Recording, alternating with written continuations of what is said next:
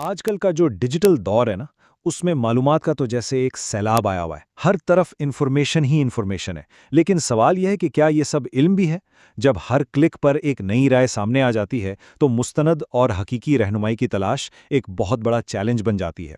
तो चले देखते हैं कि टेक्नोलॉजी खुद इस चैलेंज का जवाब कैसे देती है। और यही वो बुनियादी सवाल है जो आज इल्म के हर तालिब इल्म को परेशान करता है।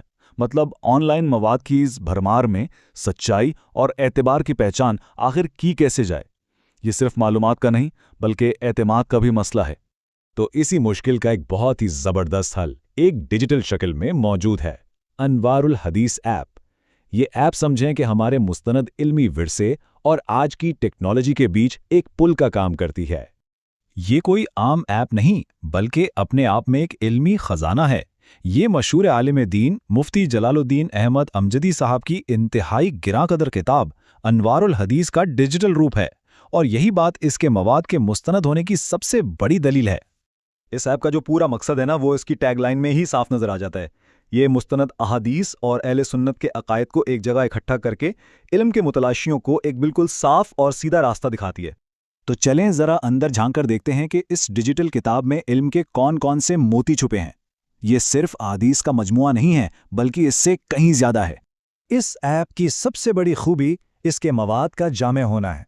यहाँ आपको मुस्तनद अहादीस के साथ साथ उसूल हदीस जैसे इल्मी मौज़ूआत भी मिलते हैं, जो हदीस को परखने का मेयार सिखाते हैं।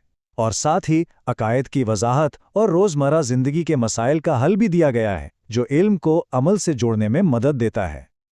और इस गहरे इल्म की सबसे बड़ी खूबसूरती पता है क्या है? इसका सादापन। इसे इस तरह से पेश किया गया है कि एक आलिम से लेकर एक आम पढ़ने वाले तक हर कोई अपनी इल्मी प्यास बुझा सके और इससे हकीकी फ़ायदा उठा सके। लेकिन रुकिए, ये ऐप सिर्फ मालूमात का ज़ख़ीरा करने के लिए नहीं बनाई गई। नहीं, इसके पीछे एक बहुत बड़ा और गहरा मकसद काम कर रहा है। वो मकसद आखिर है क्या?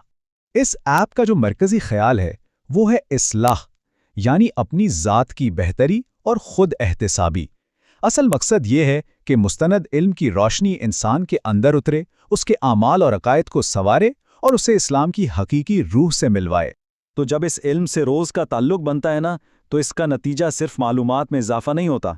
ये मुतालिया आहिस्ता आहिस्ता किरदार को निखारता है, इबादतों में रूह पैदा करता है और दीन से हमारे ताल्लुक़ को एक नई गहराई देता है।